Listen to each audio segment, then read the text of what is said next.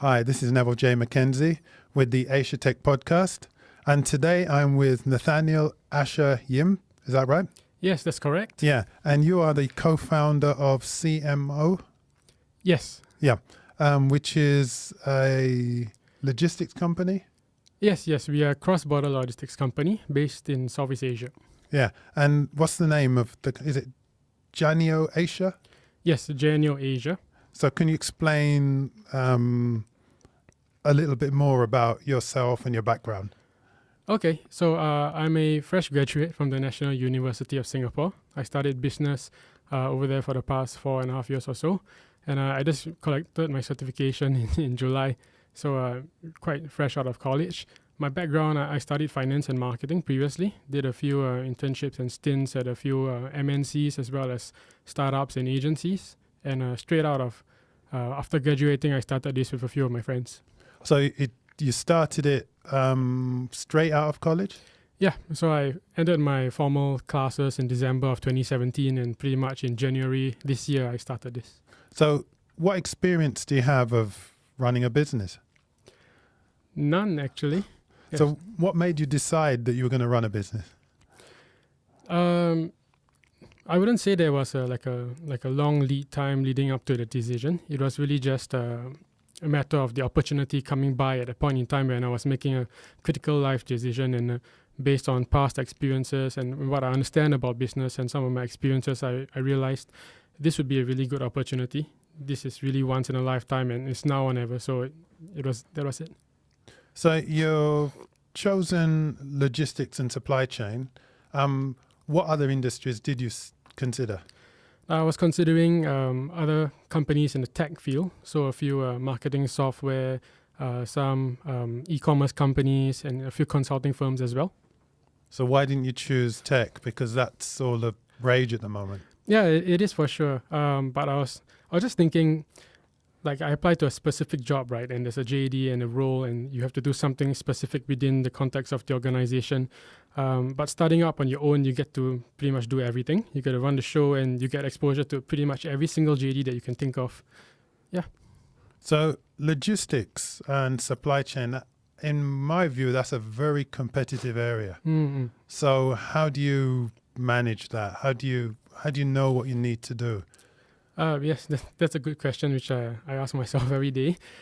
So yes, it is competitive. There are tons of incumbents, names that people have heard of for many decades that are pretty much dominating the space. But what we found is that while there are a few big names running the show, there are many gaps in the market, many problems that these guys have yet to solve, especially when it comes to e-commerce, because e-commerce is quite new. It's only really taken off in the past 10 years or so, but the logistics is still lagging behind. So to ship a parcel that costs maybe $10 worth of merchandise value would cost you $10 to ship as well. And this is obviously a big problem for many e-commerce businesses that is not currently being solved. So that's why Janio came about. We set out to solve this, especially in Southeast Asia, where the market is very fragmented. You have thousands of islands, many different countries with their own sets of regulations, and really no one is really tackling this right now. So that's why Janio came about. So how are you going about tackling it? Yeah, so we are using technology pretty much to solve all of these problems. So what Janio is really a platform, a network that connects to many different logistics providers. So we are totally asset light. We don't own any infrastructure of our own, but we partner with the people who do. So guys like First Mile, Last Mile, airlines that do line haul and air freight. And we integrate all of these guys on our platform to give you an end-to-end solution covering every part of the supply chain. So that's how we are able to provide solutions throughout Southeast Asia. So you're supplying a tech solution to bring different suppliers together or different providers together? Yes, so it is a tech solution that we use when we go out to our clients, our merchants. So they use our platform, they submit the orders to us, and basically we ping every single person along the supply chain to do the deliveries for them. So is it labor intensive? Not on our end. Our team is very lean. We have only about 15 people based in Singapore right now. And are you localized to Singapore, or are you looking to expand further afield? Yes, we are looking to expand quite soon, actually, in 2019. So we are going to set up offices throughout the rest of Southeast Asia as well. So how did you finance your start? We raised a seed round earlier in the year from a venture capital firm. So that's pretty much how we've managed to get things off the ground and running.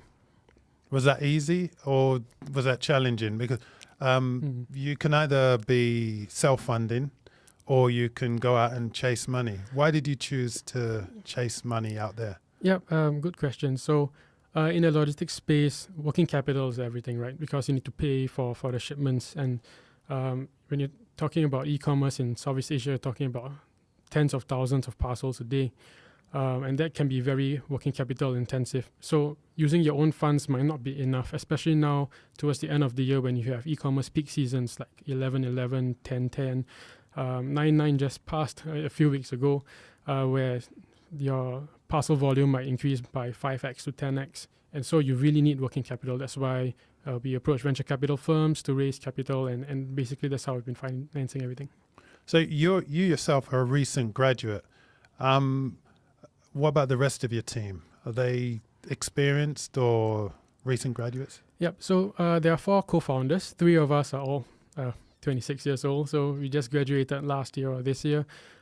We have one member on the team, our Chief Operations Officer. He's a veteran in the industry, so he's 36 this year.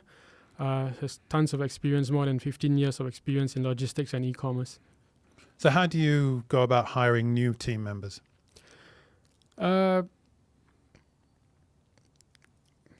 Pretty much through every way you can possibly think of, using like the usual tools like job portals, but mostly through word of mouth, going out, meeting people, networking, and sometimes someone just chance upon someone and things work out from there. So you go out and you looking for people. Does anyone ever apply directly to you, and what would the process be? Yes, and increasingly more so. I think now that we've become a little bit more established, so people hear of us from here and there. So we do get applicants now. At the start, it was quite difficult, so we had to go out and basically ask friends, family, if they know someone who can do a certain thing. Then we just reach out to the person directly and basically sell them the vision. And then that's how we got the first few hires on board. And how are you going about raising your profile? So we are approaching a few publications. So we were featured in the Berita Harian newspaper a couple of weeks back, and I think sometime this week or next week we will be in the Chinese newspaper. So that's one of the ways, using like media outlets to get a bit more coverage, but also through working with a few partners, strategic partners in the industry, in e-commerce and in logistics to do a bit of like mentions for us. These kind of ways. You mentioned the Chinese market. Why did you mention that? I mean the Chinese newspaper based in Singapore. So, yeah. Chinese based in. Yeah. So do you see when you're going to expand? Do you see yourself expanding into China, because that's where a lot of the supply is needed to the rest of the world? Is that a market you'll be aiming for? Potentially, yes. Very likely, I would say. And how long do you think that will take for you to be moving into China? Well, it's hard to say, really. It depends on the needs of the company and what is the priority at a point in time. But within 2 years, likely. Yeah. So you mentioned here you have a love for problem solving. How does that fit into what you do? Yes. So when people ask me what I do at Janio, I tell them that when they ask me what I do as a marketer in Janio, I tell them I'm not a marketer. I tell them I solve problems that tend to be marketing problems. So this is something that I used to do since I was in college. I would do business case competitions, which are pretty much solving problems for companies who are facing problems right now. So using different types of frameworks and tools, you analyze problems, use data to back your decisions, and you think of a solution based on that. So I use that kind of approach when it comes to marketing. So I'll identify issues that company is facing from a marketing perspective, and I'll think of solutions that can best address these issues. So for your company, what solutions do you apply to solving your marketing issues?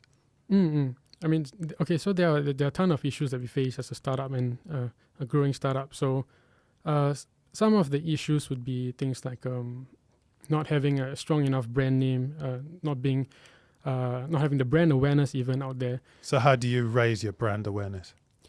Yep. So through different channels such as going through press, so having press coverage, going through academia. We find that going through schools is actually a very good way to get your name out there. Why is that? Because I think the logistics service would be needed in other areas rather than academic. Yes. So there are different types of problems that we're solving. One of them, especially for a growing startup, would be hiring needs. And I think it's a bit harder to find like quality talent when you don't have a strong enough brand name. So that was the issue that I was speaking about earlier. When it comes to getting a name out there in the industry, finding clients and partners, yes, we will go through logistics partners. We will look at things like logistics or e-commerce related publications. So not quite like your normal traditional media, but very specialized publications with specialized audiences.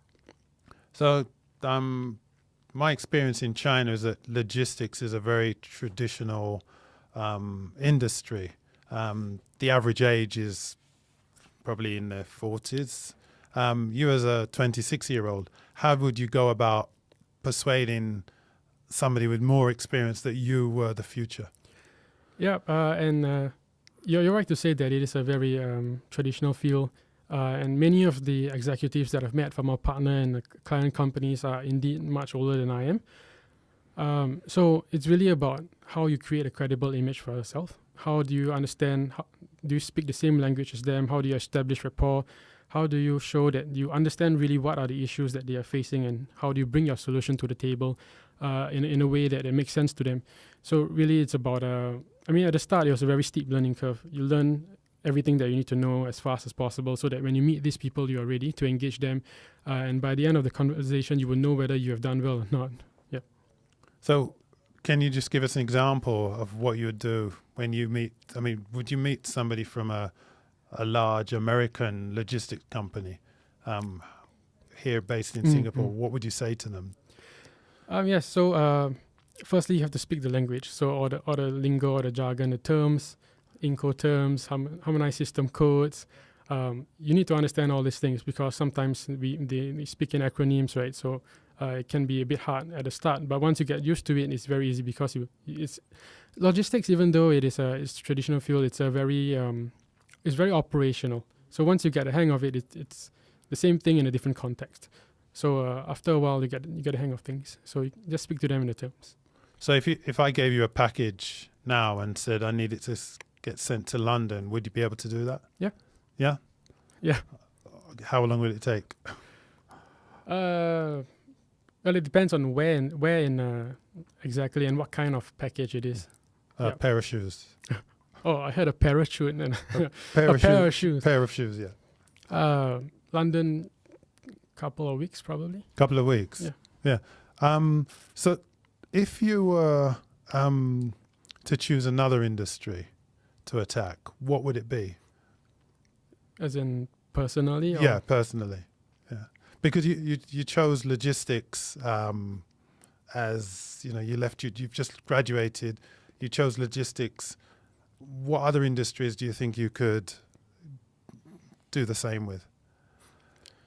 Well, I think the skill sets can be transferred to any industry, actually. Skill sets of problem solving and thinking out of the box. But if I were to choose one right now, I would say probably e-commerce. E-commerce. It's the most transferable and closely related. And logistics is part and parcel of e-commerce. So by going into the industry, you immediately bring a lot to the table.